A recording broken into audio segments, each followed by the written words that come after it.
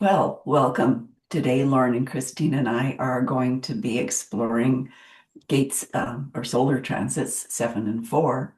And we're going to be exploring around and seeing what we can learn and definitely what we can play with over the next two periods of 5.5 days. So we all have a penchant for change, the three of us. So we're going to take a slightly different approach than we have been so far. And so you just stay with us. And of course, you can always comment if you like or particularly dislike what we get up to. You can let us know. And we're talking a little bit before, and Lauren mentioned that there's things that came up around last time's 33 that are going to be interesting. So, Lauren. Yeah, well, thanks, Lois. We're recording this in gate 33, right? We're on the last day. And um, I think there are a number of things that I can refer to, and the reminder that I'm constantly giving myself to observe and pull back and re-strategize. And so we've got some family dynamics happening. Family dynamics are always a great place to pull back, observe, and re-strategize, no matter what gate it is. But I think particularly in this one, but then I had this other interesting experience where I was involved in this pitch downtown yesterday for our Gemmo forest, and we got really close. We got like super close to bringing in the big pot of money. And immediately I wanted to start taking action. Like, let me reach out to these people and connect with these people. And if I start doing these 5 things, I think we could really get it. And then it wasn't until this morning I'm journaling in my handy little calendar that Christine created.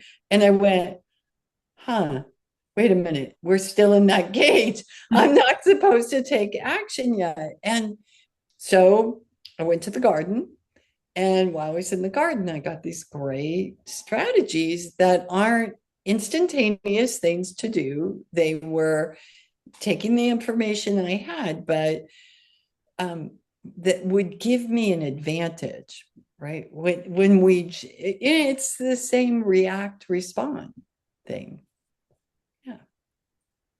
Yeah, I think that's fascinating because this gate combination, gate 33, the polarity is gate 19, and these polarities are the most clearly the polar opposites of each other, right? Which is funny because I carry 19 and 30 prominently in my design, and 19 is approach, and 33 is retreat, right? And so I think what you just talked about very much describes this tension that's inherent in this time, right? Yeah. Yes, we feel that thing to approach the thing and do the thing and be active, and yet 33 is like, yeah, but wait. Yeah, but yeah, but wait. Yeah, like give it a beat, which is exactly what you did, right? So I think that's really fascinating that the that you've followed the energy that was absolutely on offer. Christine, only with reminders, right? Only with, but if I had read, so the night before, I wrote down for gate 33.4, the fourth date, the oracle, the I Ching oracle was the sage who retreats in wisdom and honor will be the one that prevails in the end. It's written right there, but 24 hours later, I couldn't remember it because I was caught in the polarity.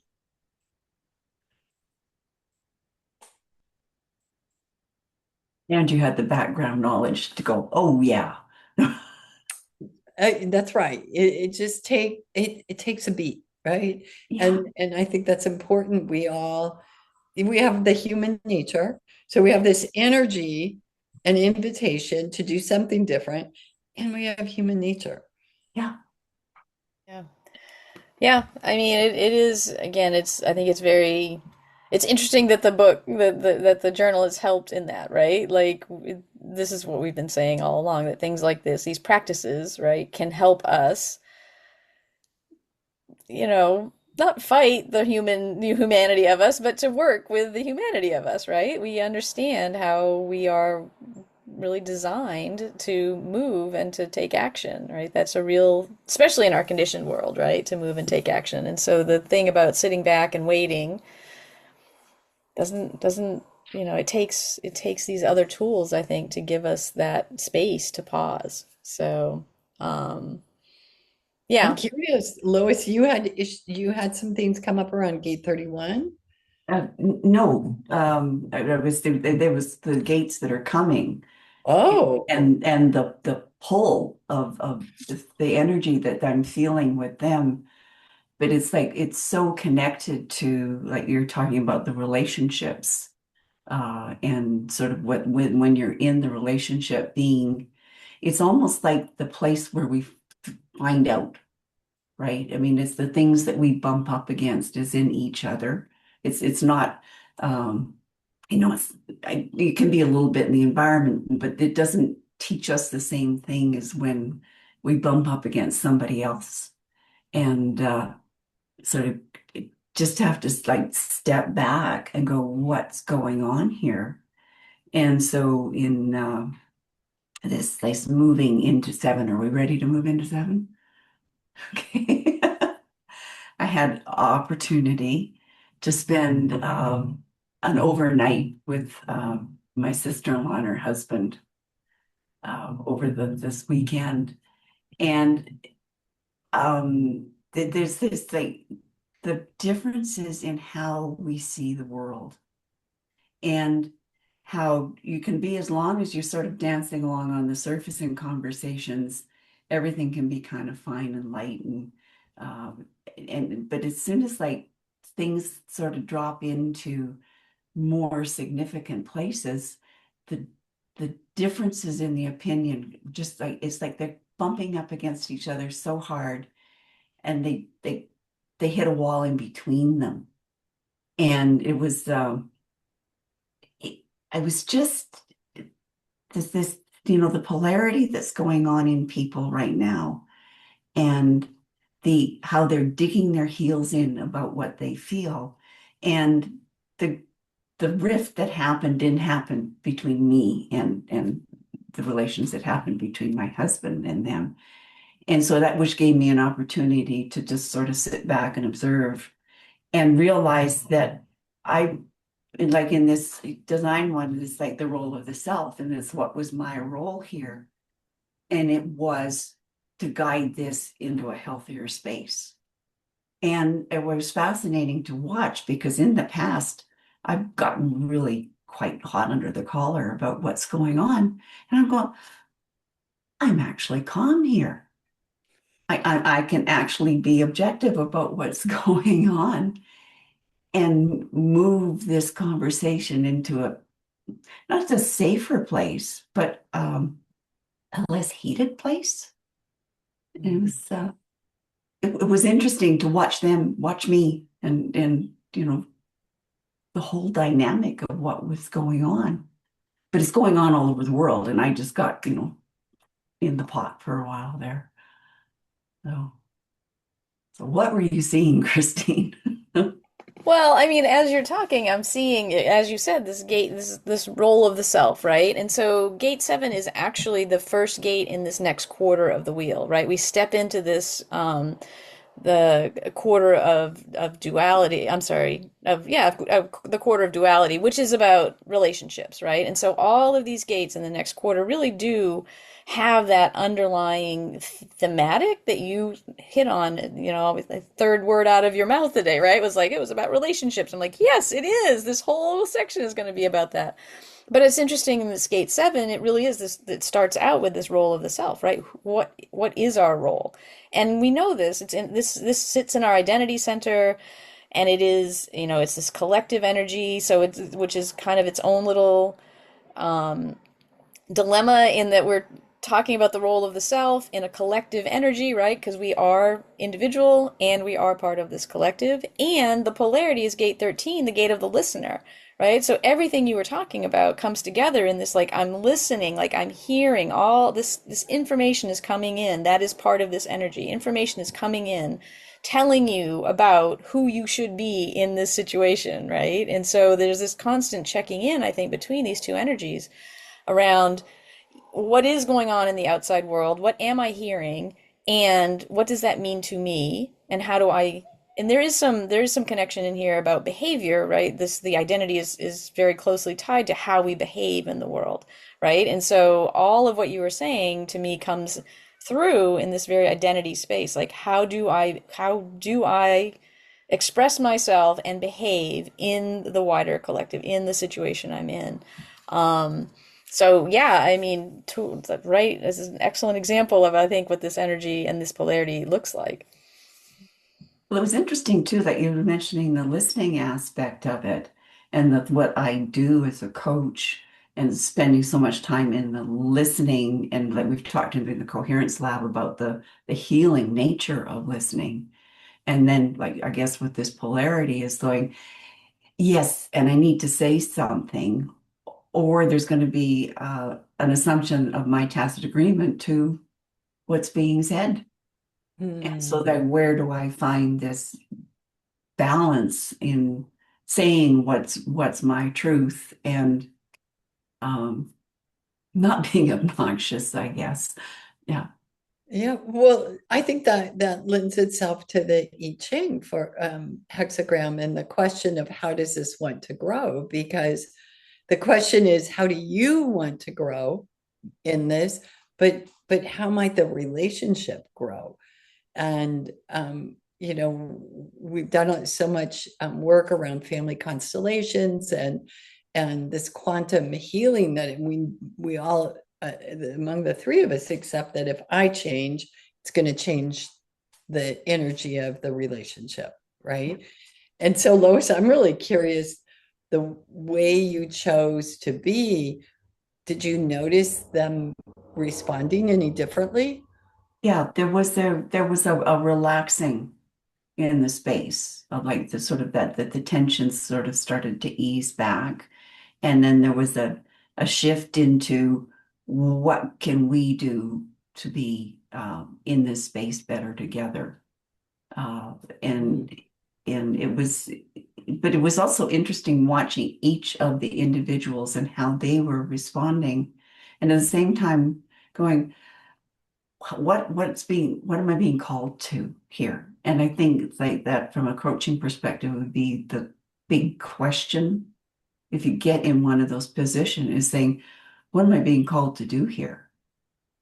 And sometimes it might not be quite what you want to do, or would, you'd rather head for the basement or something, but uh, you have a role in guiding it to a better place. Yeah, it's interesting too, because I think a lot of what you're talking about is just sheer awareness, right? Just the awareness of being able to watch your life in some ways, right? This is that passenger consciousness that we talk about in human design, right? The goal is to be the passenger, to watch your life and to enjoy it, right? Watch the movie.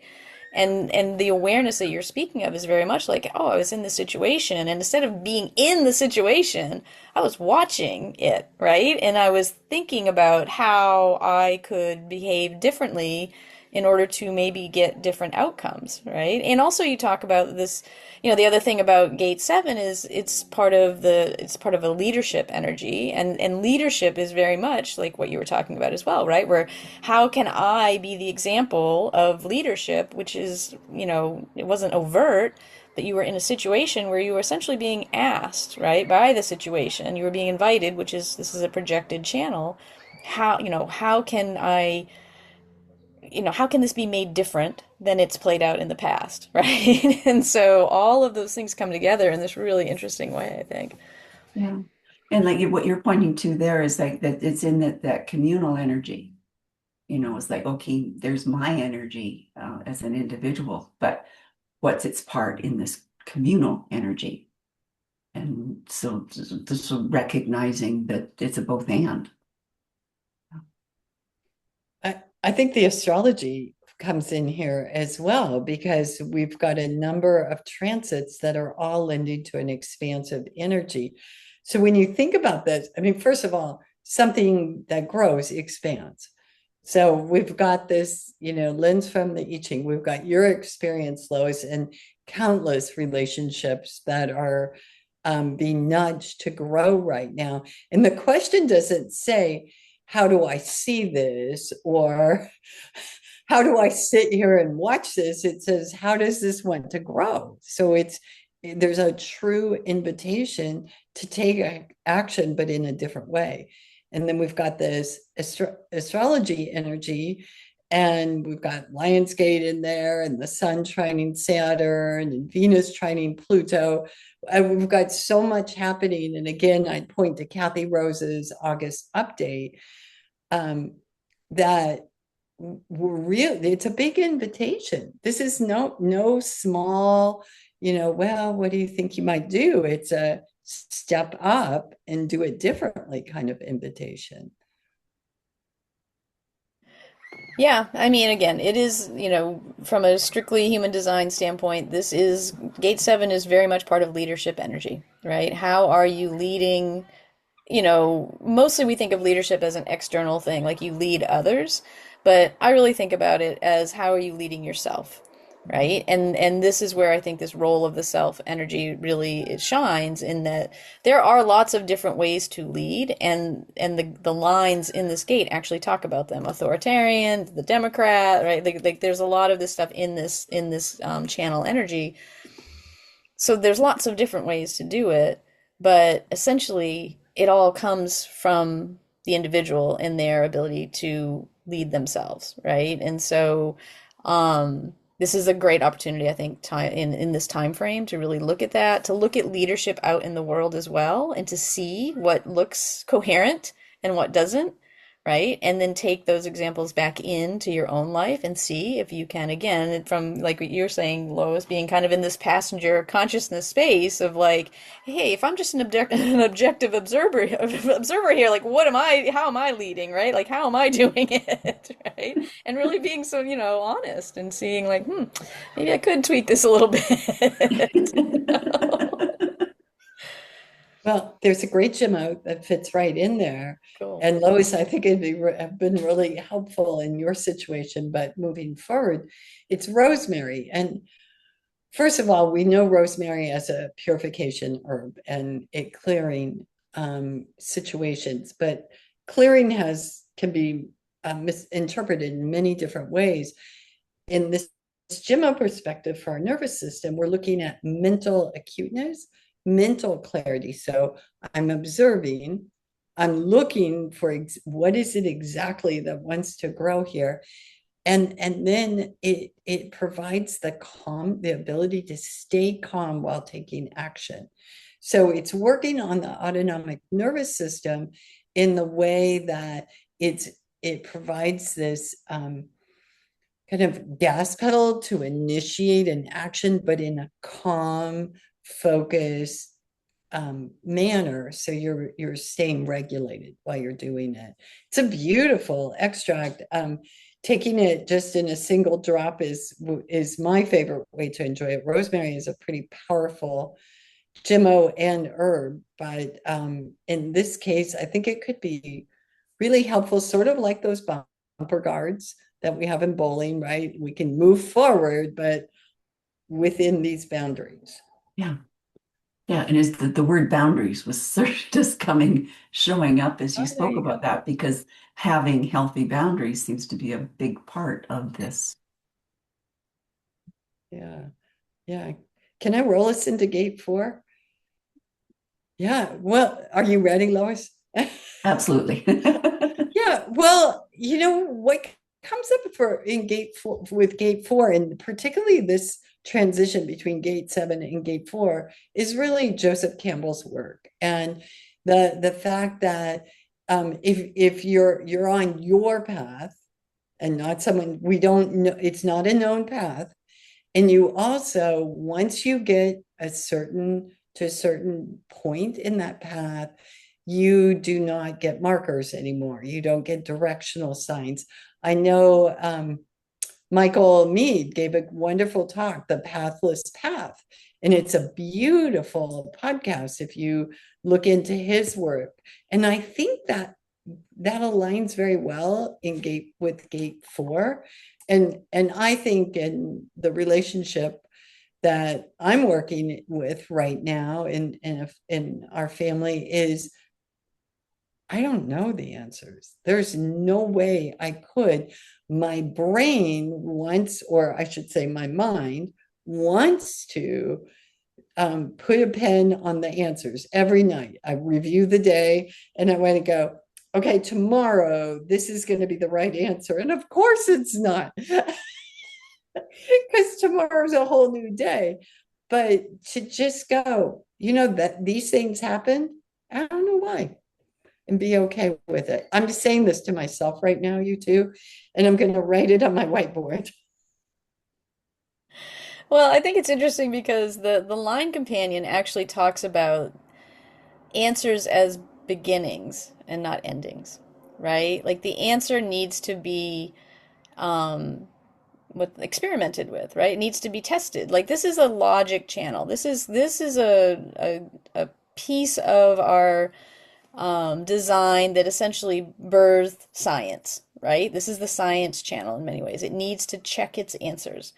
And so, but again, of course, in the polarity, it can just give answers and hold on to them as truth, right? And so this is the tension in this space about are you coming up with a hypothesis, essentially, an answer, like I think this is how it works, but I'm going to go out and test it, or are you saying this is the answer and we're not looking at it any further, right? So it is this is space where we can either open ourselves up to true um, logical inquiry, or we can shut ourselves down from it, I think. Well, and I think baked into all that is, are we asking the right question to even begin with? And I've thought of that myself as I do my nightly review. Like maybe I'm looking at all the wrong things.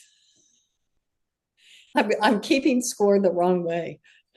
Yeah, it's interesting because in contemplating this one, there's something very related that came up for me is in conversation with a number of other people that would be in my age cohort.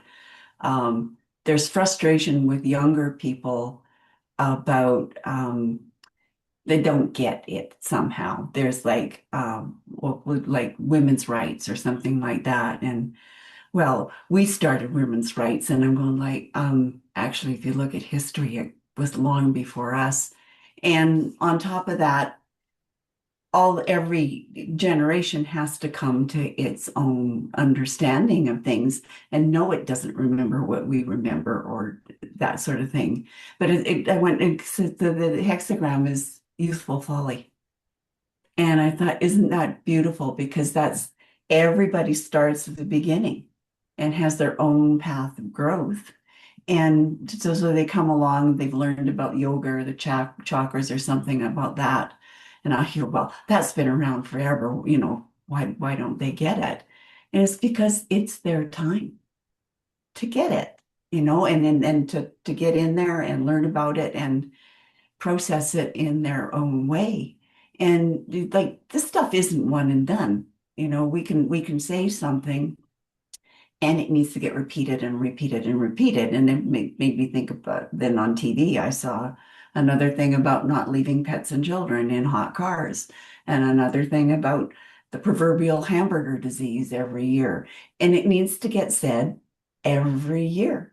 And the other thing that occurred to me is Disney gets it because like you watch them every different little generation. Here comes Sleeping Beauty, here comes Cinderella. I mean, they've monetized this, but to know that like the ancient Chinese grasped human development in this way was absolutely fascinating for me. And the other thing that's fascinating for me is like when I work with younger people and they stumble on something, I'm excited for them. It's like, I don't go, oh yeah, I know all about that. It's like, let's see where you go. Mhm. Yeah, Lois, you totally touched on a pet peeve of mine. I'm really tired of old people punching down to young people. It just really makes me crazy. But I will say that I think what's interesting in what you said is there, and I hear this too, which is why don't they get it? Why aren't they doing things the way I want them to do it or the way we did it or why aren't they? But it's rare that I hear them say, "Huh, I wonder what I'm not getting." Right? Like I see this whole generation of people doing something, And instead of me thinking maybe I don't know what I'm talking about, I think they're all wrong. So much easier. Right, exactly. But again, I think it speaks to this energy, right? We can get stuck. This is an Ajna energy. This is a place where we can be certain, right? We can be so certain in our answers and our knowledge and in our intellectual, space, in our mental constructs, right? That we have, we're just like, well, this is the way it is. There's only one way, and that it means everything else is wrong, right? Which I mean, this is kind of the times we're in, and it's just, I mean, it's debilitating for everyone Yeah. involved. Yeah. I just happened to see my notes. Sometimes I write down things that make sense to me when we record. That the first day of this gate is Mercury opposing Pluto. I mean, how perfect is that? The knowing versus the unknown, right? In the underworld. I love that. I can imagine that's going to be a really powerful way to start this gate. Yeah. I would say, like, go and learn something from somebody younger. Mm, I yeah. actually, I heard months ago somebody said something about if you haven't got a mentor that's like 30 or under, you're probably missing some stuff, Oh, because for sure. there's just new ways of looking at things showing up, or variations on what has been thought. And I think to stay stagnant, it is counter to me, to why I'm even here, but it's certainly counter to being happy, to feeling content about your life. Yeah. Yeah, I love this reverse mentoring, Lois. I mean, I am so grateful that I'm surrounded by these 25-year-old-ish young women, and they teach me something every single day. And the conversations we have, and they are started, not me, are so deep. And they go, there's no messing around, right? It's like they know we don't have a lot of time to waste. We need to get right down and figure this stuff out. And it's beautiful. Yeah. Yeah, it's interesting when you talk about that. It makes me think about the polarity here, gate 49, the gate of principles, right? And Mm, this polarity is really associated with revolution, right? Like this is are these principles, do we share these principles? Are they meeting our needs? Are they creating the world we want, right? And if they aren't, then we better change things up, right? And so this energy here has a lot of answers for how to change things up, mm, right? As a couple of gate energies. And so I think about that as like you were just saying about these kids, right? Like they're working really hard to, I think, in many ways, change up and revolutionize how we're yeah. thinking, right? But it's a slog of a path because there's a lot of stuck minds around thinking they have the answers, right? And so it is interesting to see these two energies kind of clashing in a pretty, I mean, I think that there's always been generational, clashing. That is just the nature, quite frankly, it's the nature of the genetic imperative, right? Like we need new things, we need to do things in new ways. That's imperative to our continuation as a species. And yet, for some reason, it seems to be that as we get older as individuals, we get more resistant to change, right? And so there is this interesting, dichotomy in the society, in the world, in life that is kind of always pushing against one another. It's interesting listening to like much younger, like Gen Z. And I go, well, finally, they are actually getting it, because we've been washing it, or we putting it under the carpet for so long. And like you said, Lauren, they're ready to go right in and deep. Sure. And that got caught up in, am I really going to rock the boat some way here? It just needs to be said. So I have to give them a lot of credit for Oh that. boy.